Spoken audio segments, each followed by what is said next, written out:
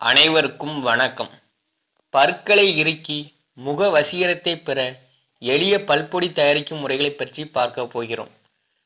முன்பு ஒரு பதிவில் ஆடும் பற்களை கூட இருக்கும் ஒரு மூலிகை பல்பொடி தயாரிக்கும் முறைகளை பற்றி பார்த்தோம். அந்த பல்பொடி பல் பிரச்சனைகள் அனைத்திற்கும் ஒரு நல்ல தீர்வாகும். ஆனால் நகர பகுதியில் உள்ளவர்களுக்கு மூலிகைகள் கிடைக்கவில்லை. அதனால் இந்த பதிவில் அனைத்து மக்களுக்கும் கிடைக்கும் வகையில் பல்பொடி தயாரிக்கப் போகிறோம். இந்த பல்பொடி தயாரிக்க தேவையான பொருட்களை பற்றி பார்ப்போம்.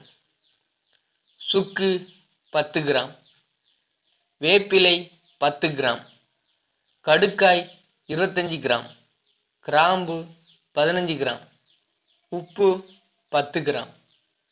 இந்த மூலிகைகள் அனைத்தும் நாட்டு மருந்து கடைகளில் பொடியாக கிடைக்கும். நேரம் கிடைக்காதவர்கள் ரெடிமேடாக பொடிகளை வாங்கி கூறிய அளவு சேர்த்து பல்பொடி தயாரித்து கொள்ளலாம். வீட்டில் தயாரிக்க நினைப்பவர்கள் கடுக்காய் பொடி மட்டும் நாட்டு மருந்து கடைகளில் வாங்கி கொள்ளுங்கள். சுக்கிற்கு மேல் தோல் நீக்கி பொடி செய்து கொள்ளுங்கள். வேப்பிலையை நிழலில் காய வைத்து பொடி செய்து கொள்ளுங்கள். கல் உப்பு மற்றும் கிராம்பு இவற்றை தனித்தனியாக பொடி செய்து கொள்ளுங்கள். இந்த 5 பொருட்களில் 4 பொருட்களை மட்டும் மேற்கூறிய அளவுகளில் கலந்து கொள்ளுங்கள்.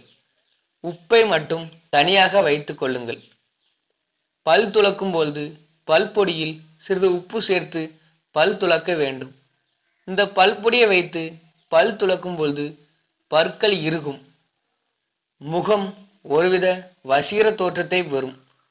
பற்களில் எந்தவித பிரச்சனைகளும் ஏற்படாது. ஆடும் பற்கள் கூட நாளடைவில் ஆடாமல் நிற்கும். நமது சித்தர்கள் உலக பகுதியை சப்ஸ்கிரைப் செய்து கொள்ளுங்கள். இந்த பகுதியில் கடின மூலிகைகள் ஒன்றுமே கூறவில்லை. நமது சித்தர்கள் உலக பகுதியில் 2 விதமான பல்பொடி தயாரிக்கும் முறைகளை பற்றி பார்த்துள்ளோம்.